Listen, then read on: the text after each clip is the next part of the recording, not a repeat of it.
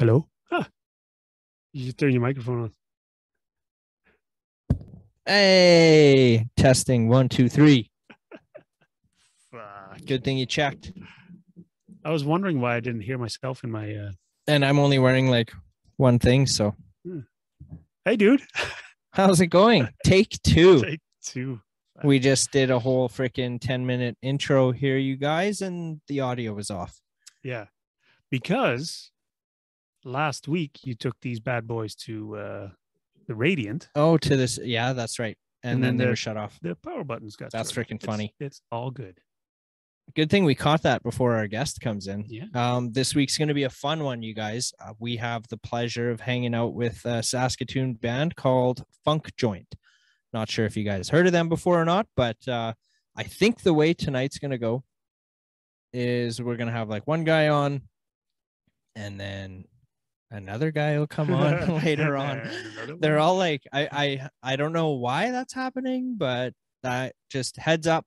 I feel like that's going to be this week's. From what I understand from you pattern. Is that they're going to be in their rehearsal studio or whatever. Yeah, I think they're going to the studio at like 8:00. So this guy is just going to be earlier. Yeah, and then as they come in, I think they'll be jumping on. I feel like that's what's going to happen.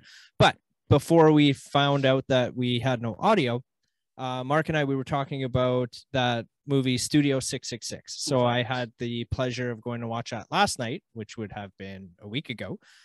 And I freaking loved it. I like that kind of stuff. I was telling Mark, it is pretty gory, but like an over the top gory, almost like an Army of Darkness kind of thing, but sillier. So I had one guy in mind to go see the movie with, and it's right up his alley, I thought, but I completely misjudged that because I texted him, "Hey, you want to come?" He goes, "No." What? It's a horror movie. I'm like, but it's Foo Fighters. So I'm not sure if he's coming. If I can convince him, he'll Was come. that? Yeah. Yeah. I covered my mouth in case I need to bleep that, but I probably won't. Yeah, bleep it. Why? Because he's going to be on the show later. Exactly. So we'll give a heads up to a future guest. I do see one of our guests in the chat here, so we're just going to dive right in, you guys. You guys can hear me?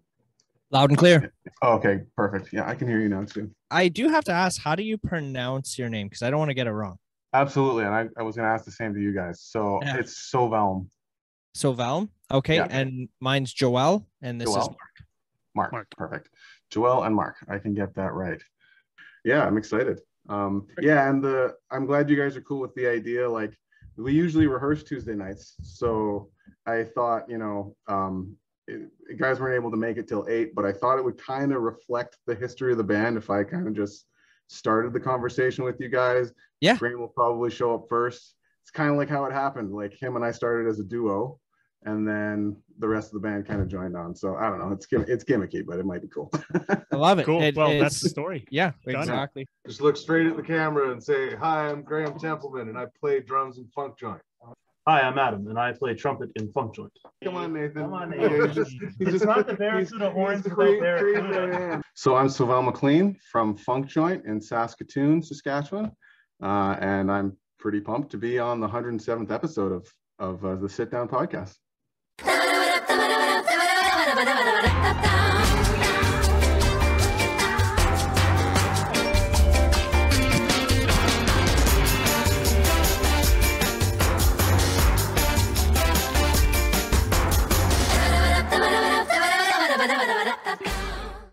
Drop the darts. That's what Inspired Vapor Company wants you to do. Their goal is to help as many people as possible to quit smoking and switch to vaping. Both Blaine and Kevin, the owners of Inspired Vapor Company, want you to help to quit smoking. They have locations in Prince Albert, Melfort, and Humboldt.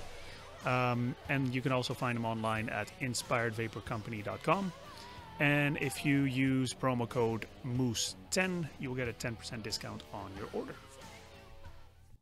Hell yeah, dude. Beauty. Right on. So welcome to the show. if you want to call it that. Welcome to the hang. Thanks for sitting down with us, whatever you want to say. Yeah. I really appreciate it, man. I actually didn't know who you guys were until we had Graham on the episode. And then that's how I got introduced to you guys. And I love it, dude. I was listening to it today. I freaking love it. It's not something I typically go to. So I think that's why I'm just like, holy shit, like I'm into this because it's Cool. to me, it's new. You know what I mean? The funny part is that the Funky and Funky Moose is about funk music. Well, there you go. Why do we not have this? So this is the first funk band that we've had. Oh man, are you serious? I am so pumped that we are the first funk band. You definitely are. 100%, man. That's amazing. Yeah, I love the name. When I heard of you guys, I was like, oh man, what are they about? I'm all in on that. Right on. So you're right out of Saskatoon, right? Yeah, that's where we're based. I've been living in Saskatoon about 12 years now. I moved here. Kind of a funny story. I moved here. I do stuff outside of music as well. But I moved here at a time in my life when I was kind of like not sure what was going on. I lived in Kingston, Ontario before then. Okay. I could say lots about that town. It's a lovely music town as well. But I moved here because I actually met. So I was playing with a woman called Emily Fennell Band. She's still making waves in the blues scene out east. And I was playing with her, and we opened for Wide Mouth Mason at a little bar in Kingston. And I loved that band growing up, obviously from here. And so we opened for them, and then Earl Pereira from Wide Mouth Mason was playing bass. It was his last tour with them. He was like, hey man, I really like your style. Do you want to play in a reggae band with me when we come out tour out east? And I was like, okay, sure, sounds great. It was Mo Badass. That was the name of the band at the time. Okay. And so I played in Mo Badass like in 2010. And my first time to Saskatoon was playing the Jazz Fest with Mo Badass. And then I basically moved out after I did that. I was like, you know what? Let's go do this. I figured we'd be touring out west and stuff. So I kind of made a quick decision to be like, I'll just move to Saskatoon for a little while. Wasn't necessarily planning to stay, but here I am. And actually, funny story, I met Graham the day I moved out here. It's a great story because Graham was, he's obviously a great drummer. He's done a lot of sessions with a lot of players, a lot of bands. So he was doing some session work for Mo Badass just that weekend. Jason Hattie, the drummer, couldn't make it that weekend. So he was filling in, and I was just joining up. And we met, and we got put in the hotel room together. He gave me a Johnny Don't CD, which was the band he was in at the time, their first CD. I'm in that band now. So like kind of a fateful thing, we met, and then we've been kind of buds ever since and looking for reason to make music. And then I guess about 2018 was when we finally got this thing going. But right. Mo Badass. We saw Mo Marley. Yeah, Mo Marley. That was the first. Yeah, they were the first show I got to see. Like after what do you call it? Not like lockdown. Yeah, lockdowns, pandemic start. Whatever. Like when restrictions first got like kind of eased up and taken away. Mo Marley was the first band I got to go see live in like 2 years. Yeah. Good reggae vibes for sure. Hell yeah. I don't play in Mo Badass. Well, they became the Steadies, right? So I don't play in the Steadies anymore, obviously. But having met Graham and just the connections there, it was like I was lucky to come to this town and be playing with Earl Pereira and meet Graham, and like pretty right away was able to just get in and play. And people saw me and were like, oh, this guy can play keys, and keys aren't quite as common as guitar and stuff. So I think I got a bit lucky moving here to get to kind of slide into the scene. And then yeah. Well, I'm gonna, after hearing Funkjoint today, I wouldn't say it's all luck, dude. Like you've got some major talent there, and I think everything you're getting, it's well deserved. You kind of know what you're doing. Yeah, it might sound like you know what you're doing. All right, well, I appreciate that. Yeah, man, it's good. It's good. Yeah. Is that? Are you? Go ahead. No, I was. You might be getting to it. I don't know if you know this, but fun fact about Funkjoint, and I don't want to toot my horn too much here, but we don't have a bass player. What? I didn't. Yeah, I'm the bass player. I play bass with my left hand, like dual keys. What? But what you're seeing here is the rig, Right. the Funkjoint rig. Ah. So I play keys because when we started off as a duo, me and Graham, right? He'd be the drums, and I do the dual keys thing because you got to have some bass. You got to have something going on, and it comes from. I played when I was back living in Kingston. I played for 5 years in a bar every Thursday, me and a guitar player. And that was where I first started. That's honestly where I developed my left-hand key bass skills, because you're holding down a bass. There's no drums, there's just guitar and piano. And I had to like lay down a low end of some kind to keep us together. So that's where I came from with the key bass. And that was kind of like why Funkjoint is kind of a bit unique, because people don't know that there's no bass player when they listen to it. I thought I'd bring it up. I had no idea, dude. I wouldn't have guessed either. I'll be honest. So I don't do very much research. Like I don't do a deep dive on the guests we have. I'll put on one of their albums. If I've got the time, I'll listen through everything. Yeah. Well, a lot of times I don't get to listen to everything, obviously, but I'll pepper out a solid 5 to 10 tracks if available before the guest comes on. I wouldn't have guessed it. I wouldn't have pieced that together at all. I had no idea. Well, now I'm glad I was able to share that. So is that something? Sorry, is that something that you want to keep this way, or is that something like, well, or is that an open call for a bass player? It's not. It isn't. It isn't. It isn't. Like this is not for not loving bass players. I love bass players, and I put a lot of effort into trying to make it sound like a real bass player. There's a couple tricks I use. Like there's the technique, which I can get into, but there's also like I'm running through this keyboard up here. Nothing too special. It has some nice bass patches, but by itself, it wouldn't be convincing enough. I'm running through like a Sans amp pedal to like try to give that a little more bass tone. And I always play through a bass amp as well. So I've learned over the years and put some effort into like making it, because I don't think the music would land if it wasn't a convincing bass sound, right? So it's not that I don't want bass. It's that honestly, I think bass players are kind of the most important parts of any band. And so, it's what you say now. Well, I know, I know that's risque. Like there's lots of important parts of bands, but a lot rides on the bass, like a lot of it, and the drums, of course. So, like in this band, the lockstep of me and Graham is like the root of it all, right? Like him and I have been playing together a long time now, and I don't have to think. It's like reflex with my left hand and his kick. Like it's a weird. Like as it should be between any bass player and any drummer. Right. You guys are dialed in. Yeah, we're dialed in. And so like, having the bass tone makes a difference and getting something right. But then the technique too is a big thing. Like the way you play, because you just play keys, it doesn't sound like a bass. You can get the tone right, but it's definitely, I've studied bass players. Like I have some great bass players like Graham Tilsley, Gent Laird. I don't know if you know these guys. There's some great players around town. Lloyd Tomzak, he's one of the older guys, but he's amazing. So I've played with all these guys not as a bass player, and I'm always listening. So I've learned a lot by playing with some awesome bass players. And so I guess the point is, it's not that I don't want a bass player in the band. We've played shows and we have bass players, but as a matter of like our process and the way we write, because I'm playing bass and filling in like harmonically with my other hand as a keyboard player, it gives us the freedom to be way more improvisational, because now I don't need to like be trying to look at a bass player and figure out what key we're going to go to. I can literally go anywhere, and like if a guitar player is soloing, they can just be like, they'll hear it and then they can adjust their solo, but the harmonics and the bass are in lockstep all the time because it's one person. And that's really given us some freedom in terms of like, most of our songs come out of jams, and we're very improvisational. Like it's not our performances aren't like all improv, but our creative processes.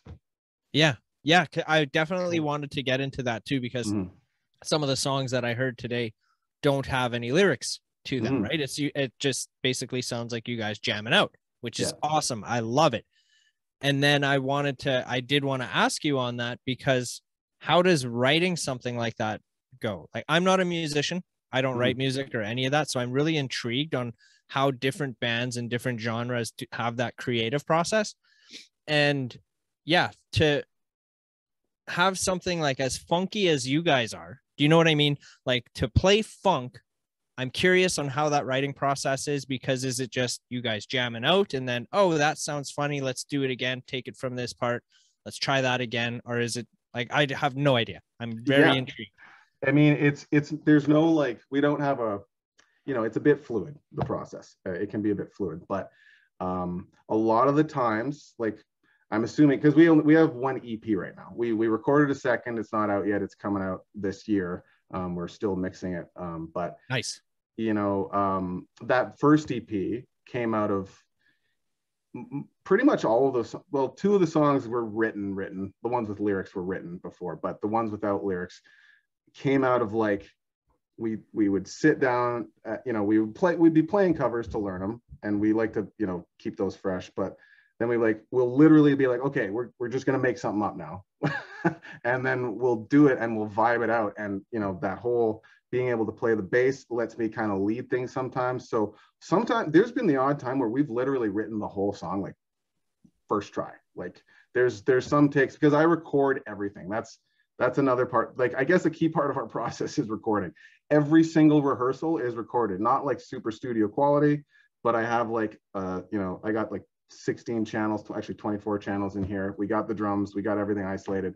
So we can always listen back. No matter what effed up, funny, weird thing we do, we always have something we can go back to. That's key. And that's from learning, like every musician you talk to who's into jamming at all has had a jam, an epic jam that they're like, oh, I don't remember it at all. Like it's lost. It's lost forever. Right. And that's happened to me like countless times. So at some point when I moved to Saskatoon and I moved into this place, I was like, you know what? Even if the quality's low, I want every single jam like documented so that we can always go back.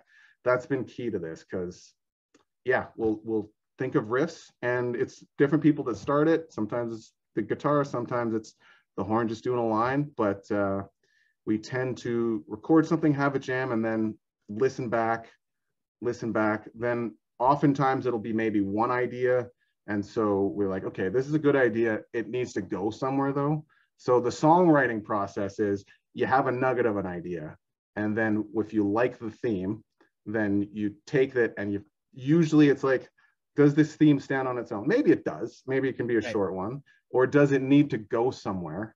And most of the time it needs to have a direction. So it needs to either have a climax or like a break, or, you know, and it's similar to, it's just like any songwriting. Like you do this with words, but when you don't have words, you know, you have to make the space, because people can't, it's a lot harder for people to connect with your music if it doesn't have words.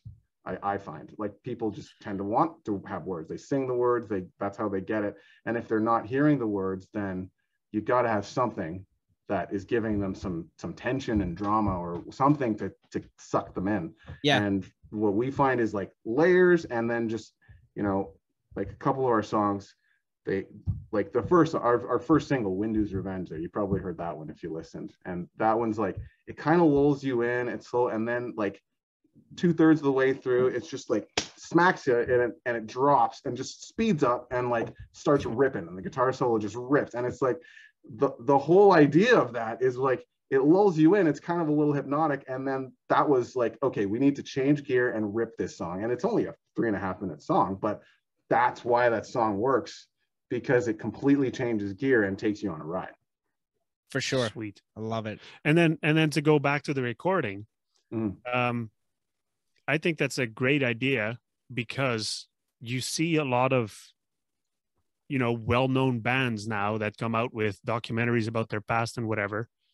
If you don't have, you know, even the nuggets that you had in a jam session somewhere down the road, if you want to make a documentary, hey, look, we also have this. It was never released. Right. And that's the Queen on Air. Queen. So Brian May is a hoarder of everything. Yeah. And so everything that they ever did as Queen is documented and recorded.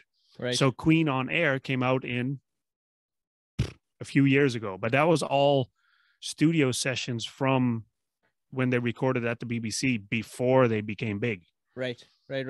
So yeah, you hear of that so much. Like, didn't Prince all his stuff got like locked in a vault and like buried or something? The Prince vault is, I mean, every musician is like, oh man, imagine just getting to go and look in the Prince vault. Like that would be, right. And now people like Corey Wong get to go do that shit, but you know, he had it on lock for a while there. I'm not quite like that. Like honestly, we have a ton. Like because I've been doing this concept even before Funkjoint, I was kind of getting into the record everything. So I have all sorts of jams recorded, but with Funkjoint, there's a lot. And like, you know, a lot of my thing is like, we'll record something. The mix is like whatever.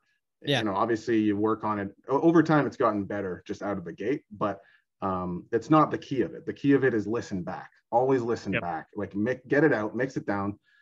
Even if the mix isn't great, listen. And I've done a ton of listening to our own material just because by internalizing it, I know, oh, I didn't like the way that sounded. Oh, I don't. That's got to change. Like if this is going to be a song, that's got to go somewhere. Or so there's like every song that you could have heard listening on Spotify. I think we've only got 5 songs up there right now, but you know, all of those, there's like 10 proto versions of those like mixed down that we have that at some point we could get to, or like, and then tons of stuff that are proto songs right now that are, you know, we're in development. And then there's obviously the next EP, which has 5 other songs.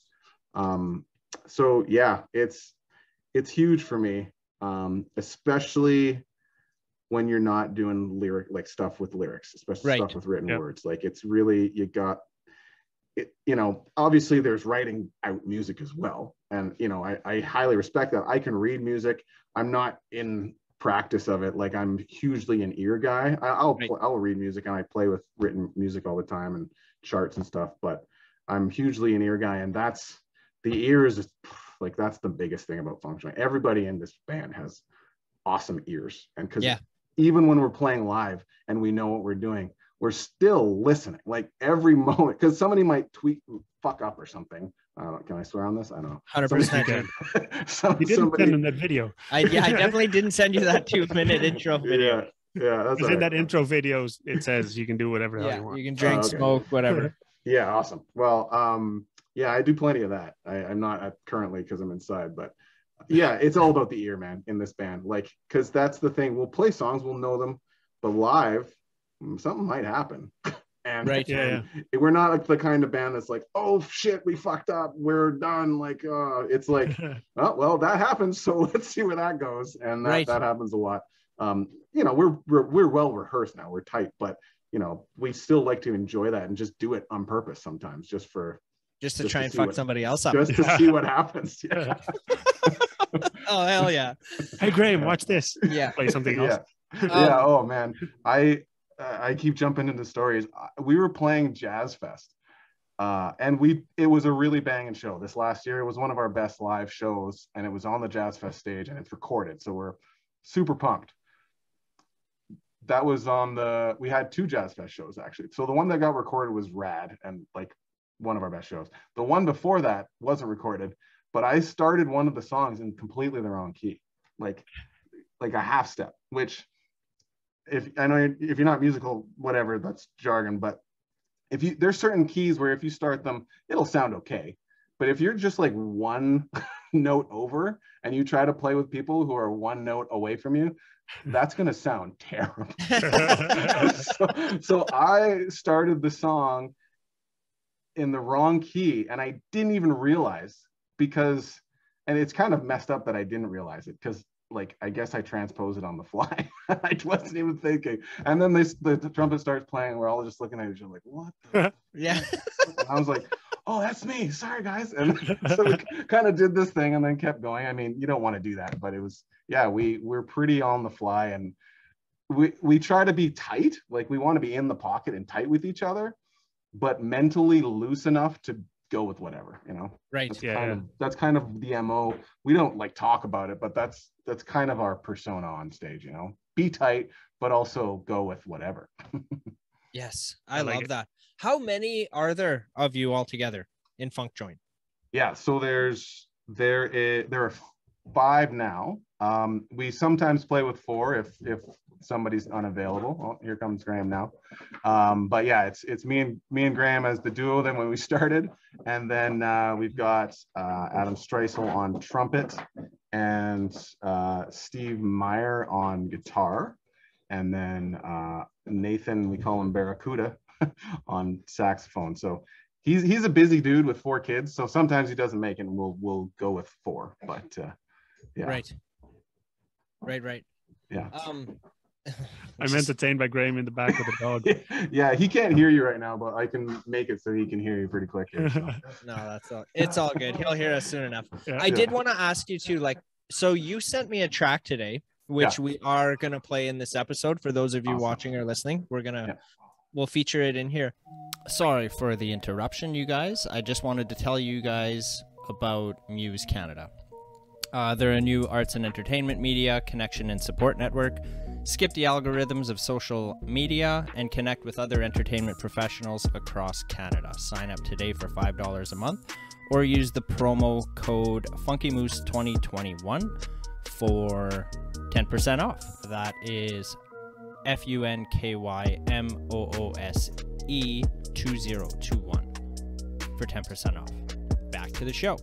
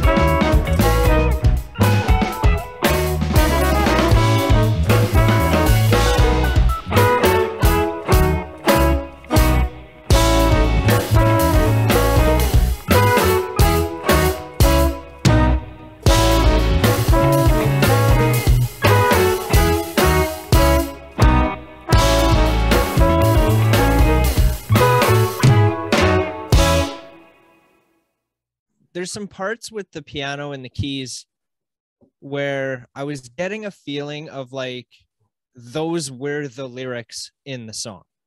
Do you know what I mean? Yeah. So I'm curious of when you're writing a song and you're playing the piano and it's like going every which way as lyrics would go.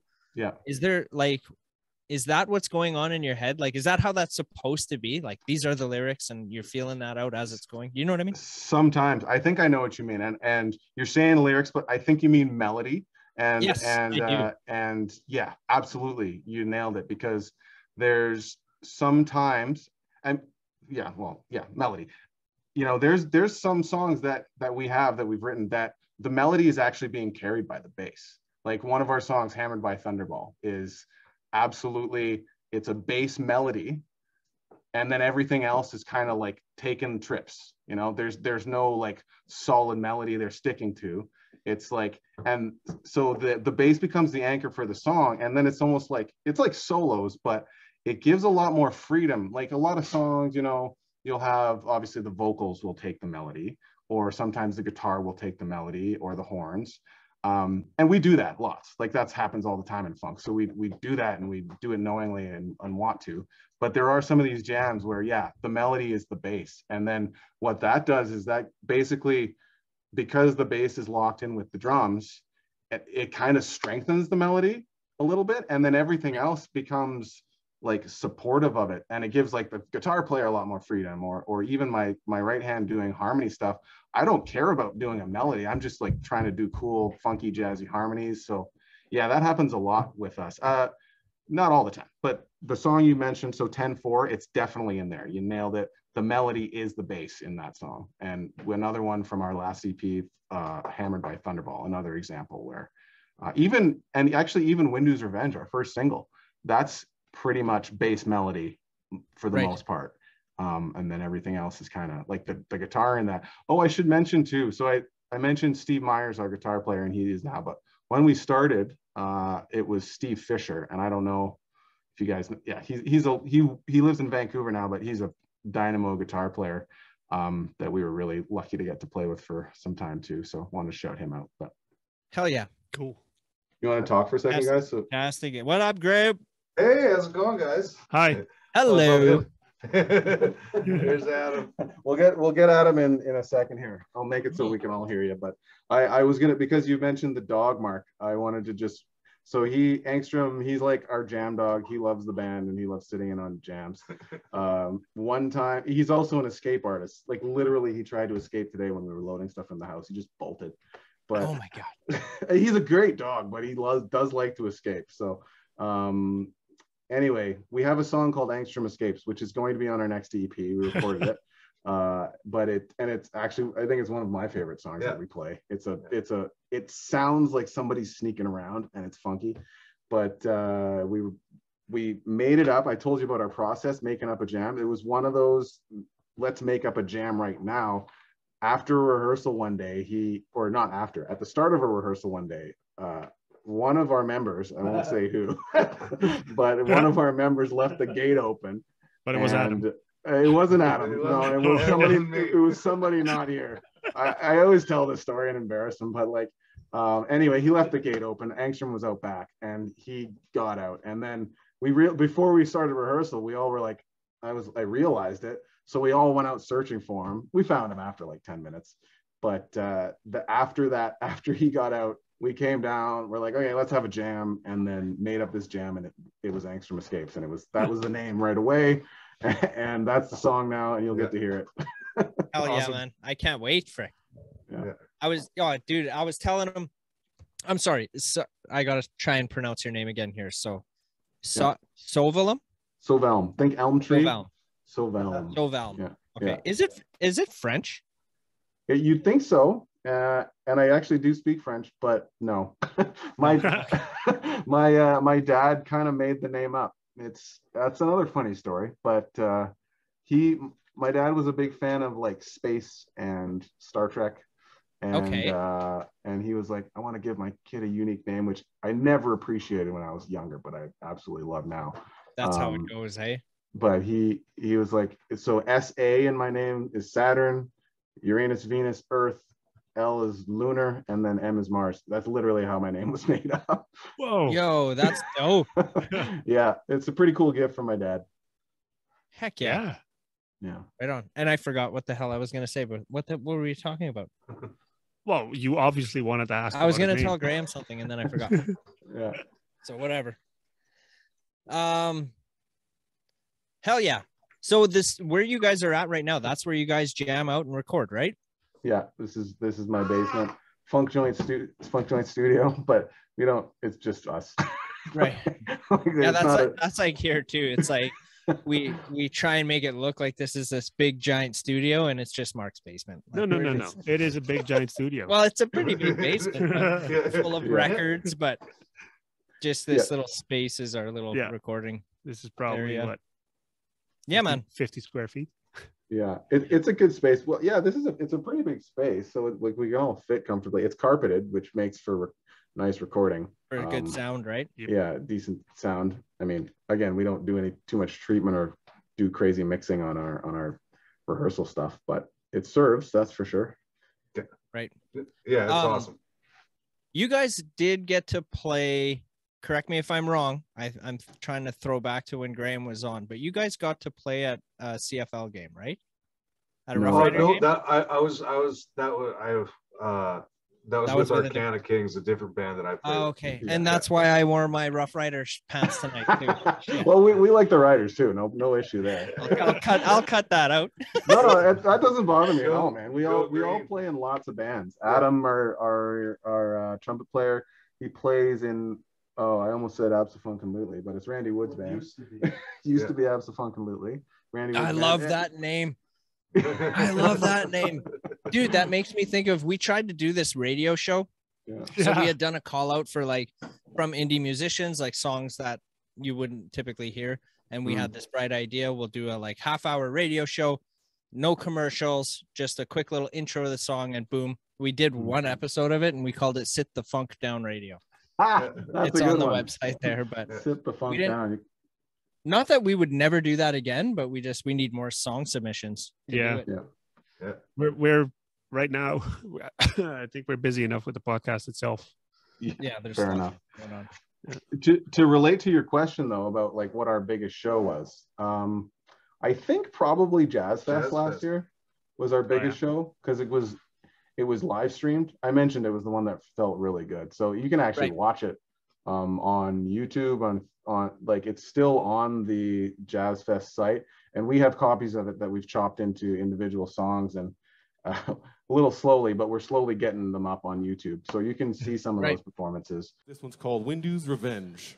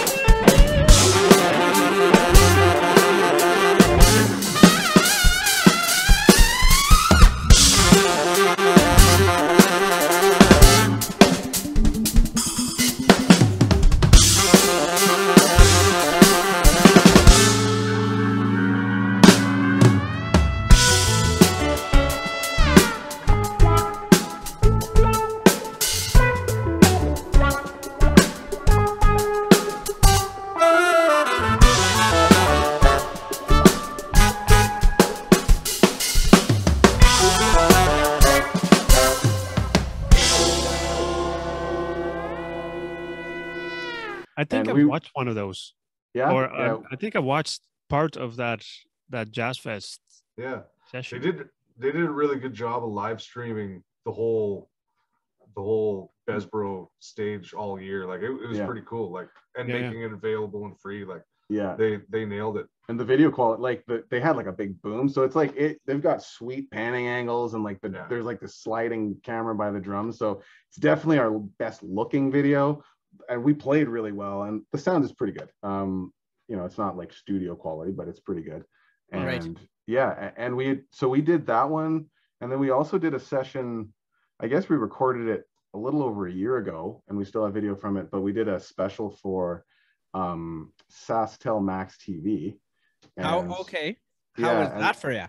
that was a really good time. Like it was Cool. it was four of us. Our saxophone player couldn't make it, and it was like pretty early, like that was right after we put our first EP out. So we were December 2020. Yeah, December 2020, kind of like peak COVID time. So we were all masked up. We went down to the soundstage in Regina, and it again, really good looking video. But the crazy thing about it is like the room was massive, and when we played, like Graham's snare drum was like fucking cannon, man. It was like it sounded like the Grand Canyon. Like it was just like and we were like and then you hear the audio, and I don't know how they did it, but like it sounded great. It sounds good, but it doesn't sound like the giant room we were in. It sounds like a studio. It sounds, you know, so kind of weird, but it really sounds good. And we put on we enjoyed it. That was actually our first show with Steve Meyer, who came in after Steve Fisher left. Yes, our first guitar player's name was Steve, and our second guitar player was Steve. That's just so you can remember his name simply, right? Yeah. We need a new guitar player, but he has to. His name has to be Steve. No, so we got so lucky. Like Steve Fisher is like such a dynamic player, and he's so much skill and really awesome tone, and like just always getting better. Like he was like a deadhead, you know. He was great. Loves a Grateful Dead. He was. People used to call him Garcia, like Garcia Junior, or like Baby Garcia. Little Jerry. Little Jerry. Jerry. And so awesome. But then like, and when he was moving to Vancouver, we're like, oh well, who do we find to just play guitar? And it was like we kind of all thought about. We knew who Steve Meyer was. So Steve Meyer's been a big part of the Saskatoon music scene for years, like long before I ever moved here. He's played in like some pretty good bands. I think my favorite band name that he's played with, I don't know anything about the band, apparently there's drama there, but Sexually Attracted to Fire is a pretty cool band name, and he played in that. But anyway, we played in Mo Love, me and him and Adam over there as well, played in this Mo Love project. You should get over here and put the headphones on, Adam. Yeah, or you know what, I'll finish the story and then I'll get out of there. All right. And we kind of just talked to him. We were like, you know, would you be interested in playing this band? He knew what we were doing. And he was like, yeah, I'd love to. He came and did a jam. We did one jam where both Steves were in the room to kind of like pass the torch. And he's been with us ever since. And it's just such a great fit. Like, he's so jazz, like he knows his jazz roots, which is huge in this band. So like, we're really lucky that transition was easy. Right. Cool. Nice. Do you know the guys from Mini Vandal? Oh yeah. Yep. Funny, not funny, but interesting. The only band that's ever been in this studio recording other than us is Mini Vandal. Oh, okay. Oh, serious? Yeah. Right on. Yeah. I love those guys too, man. Demos early. Yeah, they're high energy. They're awesome. I haven't seen them live yet. Haven't seen you guys live yet, and I can't wait to do so. I've seen Mini Vandal live. Did you? Yeah. Where? Chesterfest after party. Oh, really? Or whatever they called it. It was right before they put all the couches away. The first Chesterfest or this year? The first one. Okay. Yep. So right before they put all the couches away, they had one big party at the curling rink. And that's where Mini Vandal played. Interesting. Are we in Saskatchewan or what? Yeah, at the curling rink. Yeah, at the curling rink. Chesterfest at the curling rink. Yeah. That's awesome. It would be cool to be at Chesterfest. I remember hearing about it. That'd be a fun one to play. It is. It's a good time. It's a good weekend. Hell yeah. Cool. speaking of shows, I guess should probably our next show. I guess we're playing one at the 9 Mile Brewery on April 9th, but we're also playing April 30th at the Black Cat here in Saskatoon, opening for a band out of Winnipeg called Apollo Suns. Is that Black Cat or Amigos? Black Cat. Oh, yeah, sweet. Yeah, I've seen Apollo Suns live too. I'm at Chesterfest. Yeah, did I too? I don't know if you did, I but probably I did. didn't. I don't even. I barely remember who the hell I saw at Chesterfest, and I went both years. Because you were talking to the guys from Inspired Vapor Company. Well, this year I was. Those guys are the shit, man. Yeah, they are. Also a sponsor of this podcast, so hell yeah. Hey, did you want to do that intro with Adam? Hold on. How come everyone's played Chesterfest? I know. I was just going to ask that question too. Like, I guess we're missing out. I put it there with Yeah. Yeah, we had the Radiant on last week, and they played Chesterfest as well. They were talking about it. I think they had to do like some kind of audition. I think he said they went to Regina and auditioned in Regina for Chesterfest, really? but it was supposed to be for the second year, like pre-pandemic, or the year the pandemic kicked in, and then it got pushed back. So then that's why they got to play this last year. Because technically, this last summer was their second one, when in actuality it should have been the third one, right? So right, yeah, the 1 year got canceled. Yeah, we never applied for it, I guess. So that's probably one reason why we never did it. But maybe we'll look to do it next year. Sounds pretty rad. So, well, we know the people that organize it, so yeah, we can put you in touch. Yep.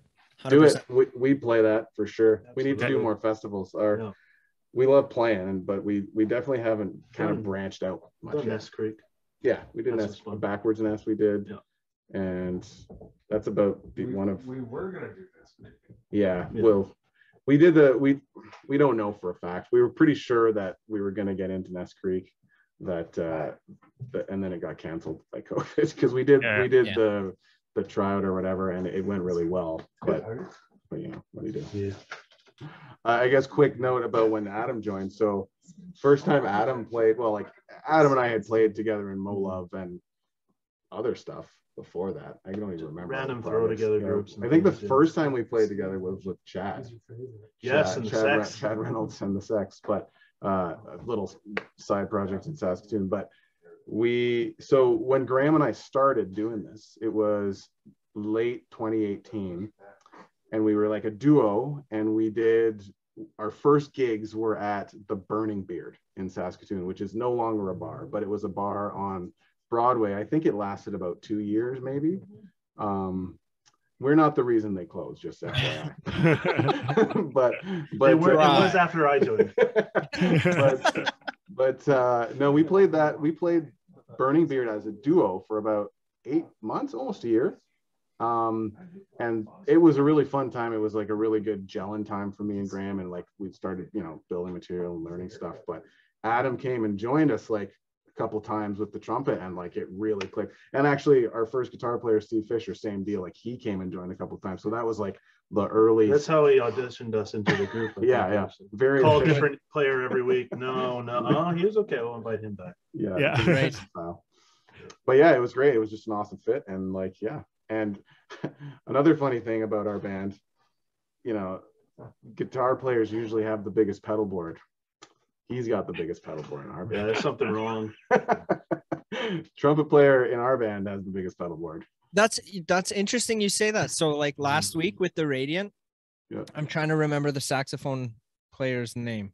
Jonah or John? Anyways, sorry, buddy. I'll edit in his right name there. I wasn't there, so. But his name was Jonah. Yeah, exactly. Exactly, right. But he was talking about having pedals for his saxophone. That was the first time I've ever heard of that. I had no idea. So you having pedals for your trumpet, dude. Yeah, it's like, kind of a thing that's been coming on the up and up as far as horns and effects. I saw these guys probably 5 years ago. They have a website called Horn Effects, horn-fx.com. They're two guys, one's out of LA, one's out of Texas. And they did this Facebook video with this trumpet player, Sean Jones from New York. It's this fantastic player. And they said, hey, look, let's plug you into effects and see what it sounds like. I'm like, oh, okay, that's awesome. Because I've only ever heard like the Brecker brothers do something like that. But Right. now it's it's a headache trying to get it with the impedance signals and everything. But these guys were putting on material of how to fix it up, so I thought, okay, I'll try this, and then I got into it, and now I'm like, oh man, that's a hole that you can dig really deep into.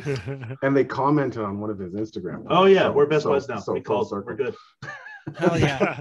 I love that, man, when you get like little shout outs on I was so excited. Yeah. No, one of them messaged me. He's like, "Hey, I got questions about your board. Let's talk." And they're the nicest guys. They called me from Texas, and they're like, "Hey, have you done this, or have you thought of this, or have you tried this?" I'm like, smokes. Oh, Yeah, because they're Another big name in trumpet effects is Roy Hargrove, which is a guy. Yeah, Roy did a lot. Rest in peace, Roy Hargrove. He's a great in the jazz scene. RH Factor was one of his bands, and he did session work with like D'Angelo, Lauryn Hill, like, so he was one of the trendsetters in horn, like trumpet and effects. And we cover several of his songs just because we love that shit. So Right. cool. How long have you been playing the trumpet for, Adam? Haven't stopped since grade 6 when they first gave me one. So that's how it was like yeah, music class in school. Yeah, took piano at a younger age just for a bit, and then I actually really wanted to play trombone, but it sounded like crap on it, and so they were like, "Here, try this." I was like, "All right, I'll play this," and I was kind of reluctant, but seemed to be an okay choice in the long run. Oh man, I never had the balls to do. And now I teach like band, so. Oh really? Yeah, I'm a school teacher. Saskatoon? Yeah, I'm a band Mr. teacher in Streisel, Saskatoon. Yeah, that's right. my So trumpet's out of. I know now it's like, whoa, no, just can't get Right away. on. Which what school are you teaching at? A Cole College Park School. It's an elementary school here by Evan Hardy. Okay, cool, man. Have you been there long? 5 years, I think now. Right on. And That is was it grade nice. 6 that you're teaching as well? Yeah, so in Saskatoon anyway, band usually starts at grade 6. And so that elementary school is grade 6 through 8. So I do all the middle year stuff there, and then do my best to ship them off to high school where they can really start to grow and do great things. So. Oh, that's freaking deadly, man. Cool. So do you, as a school teacher, teaching that, has there ever been a time where like you see yourself in one of the students? I don't know. Picking I up wasn't the a very good trumpet for the student. first time. And all your students are awesome, right? Yeah. Okay. They're not gonna watch this, right? Yeah.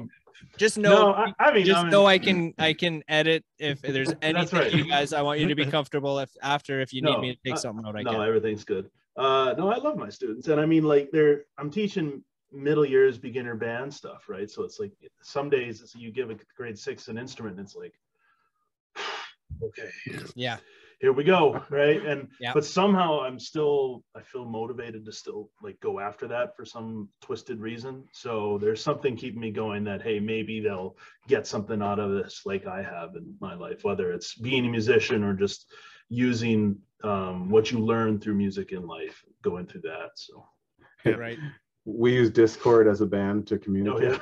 yeah. Every once in a while, we send each other all kinds of dumb shit. We have a couple different channels, but every once in a while, Adam will send a little clip from like the warm-up sound of his band. And it's just like, honk, like it's just like, Yeah, at some point we're gonna take that sound and put it into one of our songs just for Oh yeah, dude. yeah, earplugs are plentiful at the school. Right on. How frequently do you make your students listen to Funkjoint? Okay, so last year, pandemic and things, we couldn't offer band, but I do remember that when our EP came out, my class I would put on like background music if they're working well. And so when that week came out, that probably they listened to about Funkjoint for about a month. Oh, I don't know if they didn't really know it. It was like mixed in with the shuffle. So it'd be like song they like, and then Green Gosler, right? Yeah. And then so yeah. So just getting in the brains Yeah. of the kids. Yeah. They know the band. Like Plant the seed. I've taught a unit on like rock band simulations where they create their own music and their own logos and their bands and stuff. And so I'll use Funkjoint as an example, and I'll bring in like the logos and the hats and stuff. And so they're aware of it. They know it. But Right on. Cool. You guys should all go in there and jam I wanted out to for them. We would love That'd be to. Honestly, one of my dreams for like, I want, like, we want to tour a little more. Like, we're not a very touring band right now, but it's not fitting in with the lives we have currently. But one of the things I would love to see happen is like, not like a big tour, but even just go around Saskatchewan, hit some small towns and do theaters, but also do some like daytime sessions where you go to like a school and like play for kids and just expose them to something they might not even like. I'm pretty sure most of the kids aren't listening to like funk jazz, but if they, because you can listen to it and people be like, oh, it's elevator music or smooth jazz, like meh. And but, like if we could play with their jazz bands and stuff. Yeah, right? but when they see that, like, we've had kids, like, that's one of the most rewarding things about when we play live, because of what we're doing, because we use our ear and are always paying really close attention, and we're having a good time when we're playing. Like, it's not like stressful, we're like enjoying it, and it's obvious to the audience. And like kids, like, it's, I'll often have a lot of kids in the audience, but like it resonates with them. And like some of the most rewarding conversations after has been like kids and stuff, like being like, oh, that was really awesome, like how'd you do that, like that. And it's like, kids, you love this stuff, like go listen to these guys, like Herbie Hancock and like all this stuff, like that's really rewarding. So that's kind of like one of my dreams I hope we get the chance to do someday, is like play around Saskatchewan more, but also play some like schools and like go I think and play I think that's a brilliant idea, man. Yeah, I got the hookup. Support I know that a few 100%. people. Well, yeah, let's make it happen. We don't rush in this band. We're all really busy, so we try to be careful with our maneuvering, but we'll make that happen. Freaking rights. It's I don't know, kids don't have that barrier yet. Like, if they go somewhere and they listen to music, they like it or they don't. But when they like it, they don't look around the room like, oh, should I like this? Yeah, exactly. Because I remember, again, to pull up Chesterfest again, my daughter was there. She was 10 at the time. And I think it was, who was playing? I think Megan Nash, maybe. Oh, yeah. And she was right by the stage and everybody was sitting on the couches and she was the only one dancing on the grass just around. Right. She's not a care in the world. And just enjoying it. Yeah.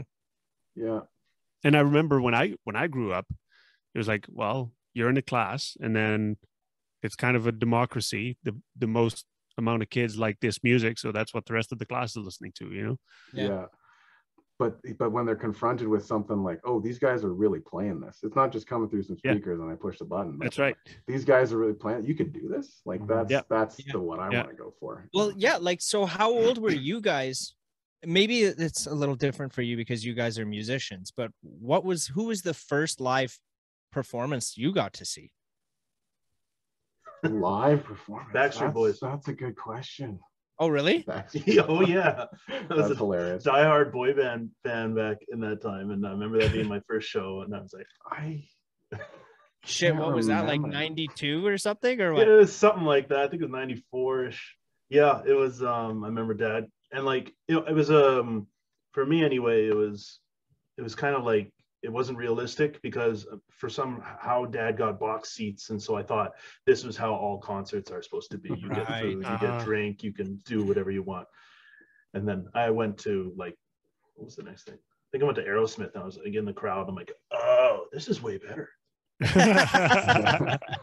Right, you're more in it. Hell yeah. And that's part of it. You got to see it sweat, right? So get up there. I honestly can't remember my first, but I'm gonna name three shows I've seen that kind of changed me.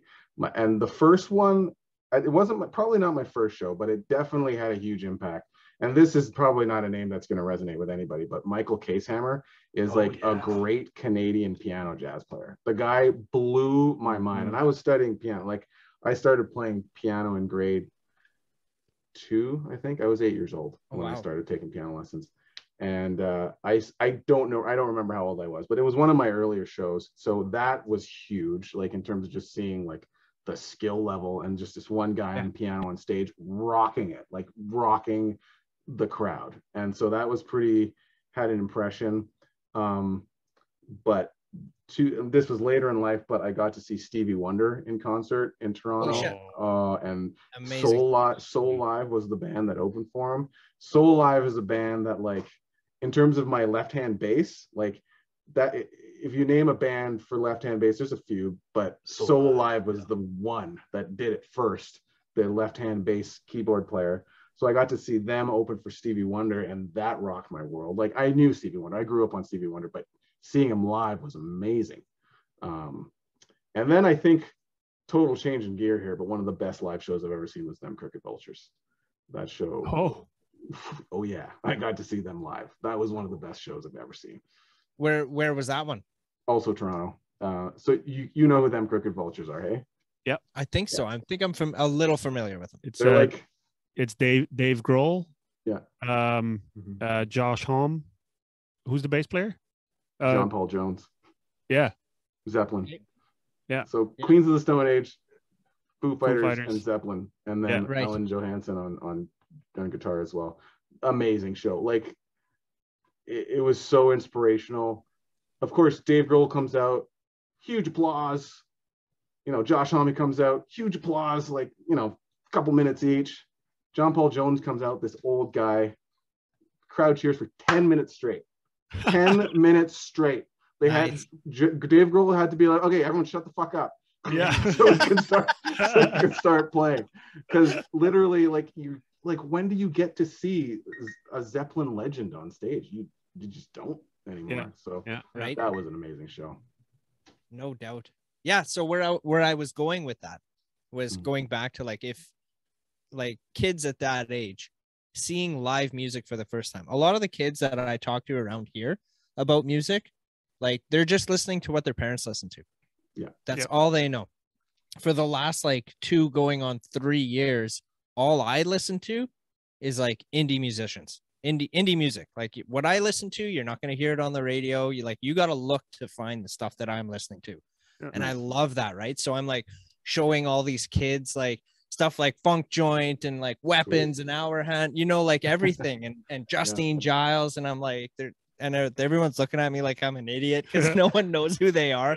And I'm like, it's not all, like, freaking Garth Brooks and Travis Tritt. Like, there's so much stuff out there, you guys, that, like, hasn't even, like, broke through the wall yet. Like, you know what I mean? Like, the new generation of what's to come. I just love it so much, man. I love being part of it as minuscule of a part I have in it. I love it, dude. I love it. Yep. So yeah, playing to, like, the younger kids and doing what you're doing, teaching them, being in it as a musician, doing what you're doing, and being able to teach those young kids. I think, like, you have a huge upper hand on that, to be able to, I don't know, like, not change the generation of it, but to just, like, to teach them, man. I just love that. I respect that so much, dude. Yeah. So you guys are just going to be jamming out tonight? Yeah. Tuesday night's our normal rehearsal. Right. And we then don't live stream it. We've thought about doing it. It's just a lot of work. We try to, if you get too much into tech, you don't get in the jam. So maybe sometimes we'll do a live stream, but we do often do video. So we put out Instagram videos sometimes that are just from our rehearsals, but yeah. Right. Yeah. What you could do is just grab one of you guys' phone, log into the Funkjoint Instagram account, hit live, and go. And it doesn't have to be. We do it sometimes, but also we're a little old school. It would probably help our following to do that, but also there's a lot of, you know, old guy jokes in there. That, it is weird when you throw something on like that, where you're like, oh yeah, I'm just gonna toss this on, and everyone doesn't talk the way they normally do at jam all of a sudden. Yeah, it's like it's fun, but like it's not really actually the way we are, you know, like right. There is because somebody's watching when you know that you're being recorded. That's funny. Which is that's a part of being in a band too. You know, you want to go and just chill out for a while. Right. Yeah, for sure. That's that. You know, we've tried to do this show live a couple times. We have went live on YouTube, I think 2 or 3 times. And I didn't find it was the same thing neither, because I was constantly focused on, like, who's in the chat, I was more focused on the chat than I was with who we had on the guests. Actually, we had the steadies on a live episode. How many people are watching? Yeah. Like, has anybody got any questions? And it's just, that's like, absolutely, it's a different, that's absolutely, we set up Twitch at one point. We were going to do it. We did a test run, but that was it. Like, I'm trying to play, and I want to be mentally in what we're doing, whether it's the conversations or the jokes or just the vibe. And the moment you're trying to deal with technical stuff like, oh, the streaming quality, or what's the audio quality, who are the, who's in the chat, it takes you out of it. And I find, if we had somebody dedicated to that, that'd be one thing. But that's weird too, because then you just have a buddy that comes over and sits in a chat room in the corner with his laptop on his Which there's people that would probably enjoy that, but it's a hard ask to do that week in, week out. So for sure. So you guys get together on Tuesdays. How long has that been like consecutively going? 2 years, probably. Well, I think since we started playing, well, you and me have been jamming a long time. But I think it's always been on Tuesdays. Yeah. Yeah. Well, when we played in the Burning Beard, that was our gig. That was Tuesdays. It was Tuesday night. Yeah. Oh, that was kind of just become Funkjoint night, but yeah, it was paid rehearsal basically. So how long do you normally rehearse for? Because people are always talking about rehearsal, but is that like is there hour? A set time to it, or you get just kind of like when you guys get tired and you're like, all right, let's pack it in? It's about 2 hours. I mean, it changes. We try not to play. We're not like a super loud band, so it's not like it bothers the neighbors. I've talked to the neighbors; they don't give a shit. They like it, but yeah, we go for about 2 hours, but we usually pack it in by 10. Maybe a little longer in the summer, but we did one show on my back deck last year. So we did an open air to the neighborhood show, and that was really awesome. And we'll probably do that again. Did you have like were the neighbors like coming over and coming in the yard? yard? It was still COVID time, so it wasn't like open. Like obviously people around could hear us. We heard comment. Actually, I mentioned Gent Laird earlier. He's a great bass player. He lives actually not very far from here, and we were playing, and it was audible like all the way down Broadway, and he was like, he's like, I'm pretty sure that's Funkjoint. And then he walked over and like walked into the yard. He's like, oh, you guys play a show. Hell yeah. Hell yeah. Thank you, sir.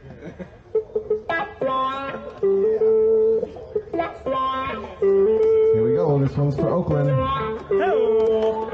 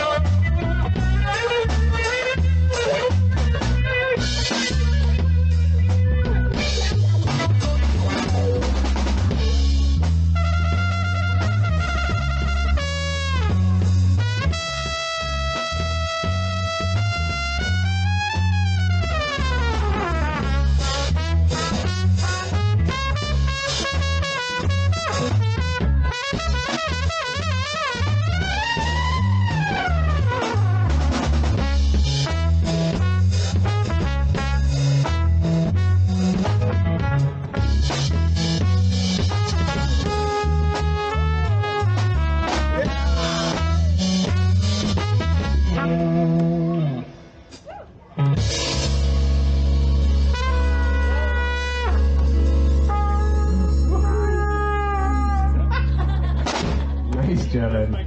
That was awesome. Great addition. That's awesome. Man, there's so much good music in Saskatoon. It's crazy. I feel like, and every week I feel like we're just digging it out more. Man, I love it. I think in the next couple months, we're all going to start seeing the promotions of people's projects that they've been working on. And it's not just the people working at home. It's like now they can go out and play. So here's all the stuff that I've been doing. And that's going to start happening a lot more here in the next little while. A lot of people hunkered down, and hell yeah. Now they're coming back out. Do you guys know, like, do you have an estimate on when you guys will be releasing your new EP? Did you mention a date already? I said this year. Yeah, there's no date set. It will definitely be 2022 because it's recorded, and one of the songs is mixed, and then a couple of the rest of them need to be mixed. So I don't want to set a firm date because I don't know. Our first single from the EP, so that song I sent you, 10-4, that is actually going to be on our SoundCloud starting tomorrow, and then it's going to be on streaming services. So it'll be on our Spotify and stuff before this month is over. Going for about the 15th to release of March. So that'll be the first track from the EP that's out, and then we'll do the rest of the EP. I'm thinking summer, probably. It's hard to nail down, but. Do you do all the mixing in-house, or do you outsource that? That was my question. We actually don't. So we record every rehearsal here. I've mentioned a couple of times. The other stuff though, we try to go elsewhere if it's for like release. So both times actually, the first EP was at Sun Temple Studio. So Sun Temple Studio was Graham's house in Kalonze with Chris Douglas, known as Tone Shifter, doing the engineering on it. Tone Shift Audio. He's awesome. He's a good, he's been friends with Graham for like ever, and I got to know him like 10 years ago. So yeah, and then he did the mix, he did the engineering on the second EP as well. He's got a studio now called the Sound Castle in Viscount. It's an old church that's been converted into his studio. It's magnificent. It's like awesome sound, looks beautiful. I'm really stoked. There's like, I don't want to take too long here, but there's like, we have a bunch of stuff right now that's in the pipe that I don't have release dates for, so I haven't really brought them up yet there, but we did. So there's that album, and then we did a bunch of video with our buddy Saul Chabot. You guys know Saul? Yeah. Oh yeah. We love Saul. So he came out and recorded 4K video of our whole recording session. It looks gorgeous, and we have a ton of that. So we're gonna have a pretty slick video to go along with that EP release. Nice. And that's later this year. We did also a recording session maybe 6 months ago at the end of in the fall last year at Vader Sessions. You guys heard of Vader Sessions? Like in grain elevators? Yeah. In Asquith. So we did one of those. So that's going to be coming out this year. It was also awesome. Like that session, and they have sweet video and audio from it. We all got like rad video. I have a 360 camera. We got like this crazy 360 video from that session. It's in their court. Like, they have a pretty rad situation, but it doesn't cost anything. So like it's in their court to get it ready. We're kind of waiting for them to be ready before we. Yeah, I think they're about to release their second season or whatever here soon. Yeah, sometime this year. So that's coming out this year, which is great. So we've got some high quality video content in the pipe, and that's going to be coming out, kind of supporting our EP. But yeah, so this was all the answer to the mixing. Ryan Anderson is the guy who does the mixing, and we're really lucky to know and be friends with Ryan Anderson. He is the you guys know who that is? We're both looking at each other like, I'm sure I just heard that name recently. Yeah. Probably. He's pretty well known. Pretty well known in Saskatoon. He teaches at the Recording Arts Institute of Saskatchewan, so RACE. They teach up and coming producers and mixers and recording engineers. So he teaches there, but he also has like a wicked like resume of bands that he's mixed I think and it's worked on. Red Door Recording. Yeah, Red Door Recording is his personal kind of studio space, but like That also sounds familiar.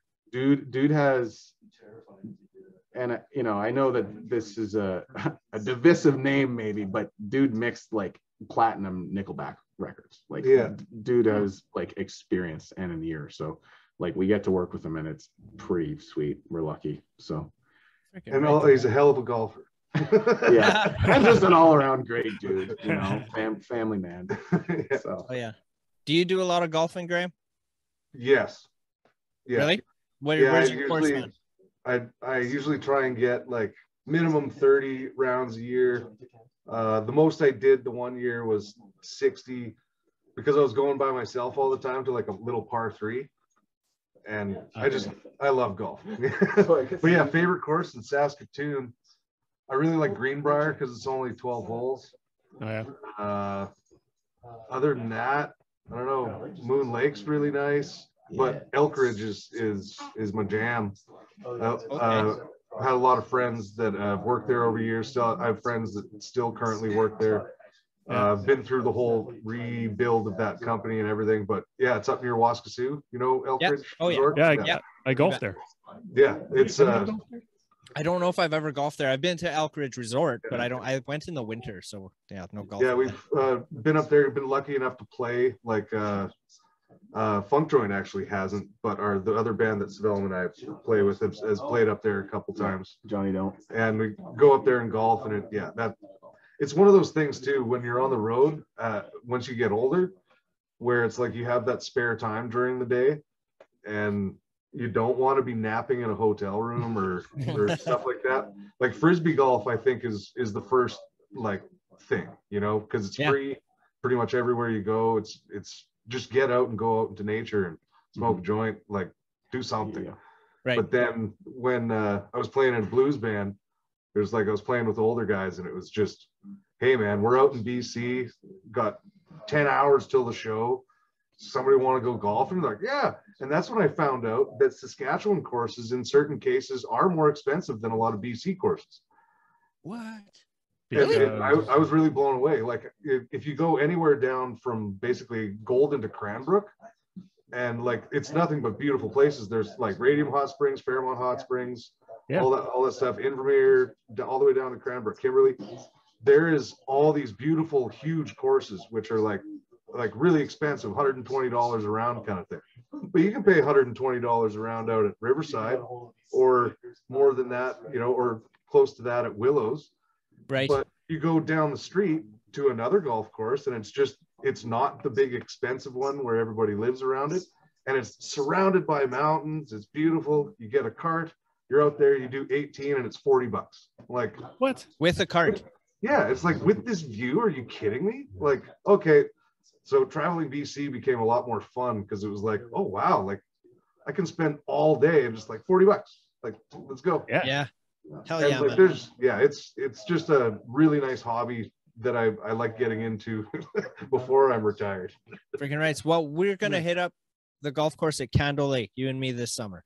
Oh heck yeah, man! I'd love to. Freaking rights. Yeah, man. Yeah, we're gonna do that. That'd be great. Graham's the golf. I ended up getting the golf connection for me as well. Like I don't get the chance to golf as much, but when I golf, it's pretty much exclusively with this guy. We go to Moon River, and it's like my escape. I have 2 kids, so I have like they're 6 and 3. So in the summertime, it's like, okay, Daddy's going golfing. Why are your eyes red when you come back, Dad? Don't worry about it. Like, yeah, the sun was in my face all day. Hell yeah, man! Candle Lake this summer. Cool. Fucking Funkjoint should come and play Candle Lake this summer. 100%. Dude, that'd be dope. That was I was my first gig before I was 19. The summer before I was 19, I played in a band at Candle Lake at Rick's place. Okay. Yeah. That's not the one that burnt down, is it? No, that the ship and lantern. Ship's Lantern Ship's is Lantern. what burnt down. Yeah. Rick's Lounge was the one across the road. Yeah. They used to put out a huge tent on August Long. Right. And they'd have like a huge cabaret tent. And I remember playing out there. I was 18, and they gave us a couple cabins out behind it. It was just a dirty dirty weekend. Hell yeah, dude. Well, I really don't want to take your guys' studio time away from you here. So We're fine. the tickets for the April show, where would we be able to purchase those? Absolutely. Good I question. believe it's just that Black Cat's always at the door. Like you could probably purchase tickets. There is a link actually. There's an event. on some links. Yeah. They've got an Eventbrite site for it. So they're pre-selling tickets. So you can get that. Actually, our website, funkjoint.ca. I've got a little, like, the landing page, if you scroll down, there's a little thing there with the picture from the poster, and got the link there. Our Instagram as well. So Funkjoint Music Instagram. So if you follow our link in Instagram, it's like one of those link trees. So right. In the bio. It takes you all our stuff, but the top link is always if we have a show coming up and there's a ticket link, it's there and it's live now. So you can get those tickets now. Hell yeah. Freaking rights. We'll have all those links in the description to this video. I think with that, I think we'll end the episode. Yeah. Yep. All right. Nathan to do his thing. I do. We're good, man. Like, Nathan's a bit shy. Nathan just comes waiting. Did Nathan even get in shots yet? Where is No, Nathan? No, he didn't get off the side. Get over here. Come on, Nathan. Come on, Nathan. It's not the Barracuda horns without Barracuda. Hey! Oh, that's awesome. Nathan, get down for a second. Nathan's Hi, Nathan. He's our secret weapon, actually. People we know. So we got to keep him secret. Yeah. This is. I didn't even see you walk in. I didn't either, dude. That's sneaky. Yeah, this I'm is Barracuda Jones. Yeah, that's his stage name. Barracuda. All I do is hold the saxophone and look awesome. Hell yeah. I don't even play. They just want. And you don't even play. You just stand there with it. Walk around. I love it. Yeah. He plays plays all the saxophones. Got the tenor sax, but when he plays the baritone sax, that's the big one. He does clarinet too. And the clarinet, but like whenever the baritone saxophone busts out, like, look out. We cover some Soul Jazz Orchestra. It's a great band we cover, but we also cover Budos Band. Like, you guys ever heard of Budos Band? I have not. No. They're a band to check out, man. Holy shit. Like, they were the backing band to Sharon Jones. You know who Sharon Jones is? Sharon Jones and the Dap Kings. So the Dap King label, some of the guys. The Dap King label they're under, and Sharon Jones was under, so there's a lot of interplay. But it's like kind of, it's cliche to say jazz metal, but it's jazz. It's rooted in jazz and Afrobeat, but there's definitely a little bit of a metal vibe, and it's rad and it's heavy. And every time we play it, we're all just like, yeah. Nice. Yeah. Hell yeah, man. Cool. Okay. Yeah, we'll put all those links. Do we have questions for Nathan now? He's there. I love the little head swoop that he did. We'll just have that. I'm kidding. Yeah. This is Funkjoint, and we should. Yeah, I do have a few questions for Nathan. Just all right. Well, we'll give you one because he's a secret weapon, right? So you can't. Only two questions allowed. 2 questions, so we each get one question. No, now you only have one. That was your first question. That was your first question. I was asking Mark. That was Mark. Okay, so we'll each get one. My first question. I'm scared this is gonna be so mundane, but what was the first saxophone you ever owned? Oh, that's an easy question. I hope. Yeah, I know I don't mean. No, that's a good one. A Yamaha Student Alto. Oh, Alto. Yeah, I mean, I just started in bands, and so that's kind of the typical place to start. Okay, my question: is music your full-time gig? No, I started in music. I did music ed like Adam there, but I couldn't hack it. He's got the teaching degree. So actually, I'm a physician. I went back to school. He did the smart thing. I don't think so. Pretty much none of us in this band are full-time musicians, which is kind of the other weird thing about us. And what we like the stuff we make and the image we kind of put out, you don't guess it. Even I guess the amount of content might give a hint because we don't put out that much stuff. but yeah, none of us are. I mean, Graham probably does the most music out of all of us in terms of volume. Or Adam does a lot. Yeah, I mean, we all play in lots of bands, but we all like Graham does Stone. I do stuff. I won't get into it, but programming. I was gonna ask what you do. Now you have to tell us now. Well, okay. I'm actually a co-founder in a startup right now. That's all I'm going to say. And we're trying to build an app that helps with land access in Saskatchewan. So that's all I'll say. But that's my other life. I'm a family man. But we all got lots of shit going on. So our Tuesday nights are like rehearsal. They're a little bit spiritual. It's a little bit like a therapy session as well. Right. We're kind of unsuspected and looking like, look at the four of it. We are weird. This is a weird group. What do we have in common? We like to wear black. Yeah, we should blend our bodies together. We're just like an amorphous blob. Nice. Floating head syndrome. I love it. Yeah. I'll use that for that's gonna be the thumbnail picture right there. Adam pressed up against Nathan in the back. Yeah. Perfect. Man, thank you guys for having us. Thank you for reaching out, and this has been really awesome for us, for me. Dude, man, thanks for making it. You have a fan in me. Like I said today when I was listening, it was like I said, it's not something that I'm used to listening to, and when I heard it today, I'm gonna be going in a deep dive, 100%. Cool. Like you got a fan in me. We'll give you early access to all the new tracks when they come. Hell yeah, man. Yes. Well, like, you know what? You guys being on the show, I've said this to Graham before, but you guys, like, I consider you guys part of the family now. If there's ever anything that we can do to help promote, if you guys want to come back on and just come shoot the shit, man, open door for you guys. Any freaking time, just hit us up. Absolutely. And we'll do this. We got some hats left over from our last round of hats. We got to get a Funkjoint hat back there somewhere. Yes. Okay. I love it. Okay. I'll send you the address. I'll put it right on my head here because this funky moose one's getting pretty ratty here. I need a new hat. Awesome. Oh, yeah. Right on, guys. Cool. Right on. Okay. So yeah, you bet. We'll let everybody go. Can you guys just stay on for a couple more minutes though before you log out? Yeah. All right. Bye, everyone. See you guys next week. Yeah.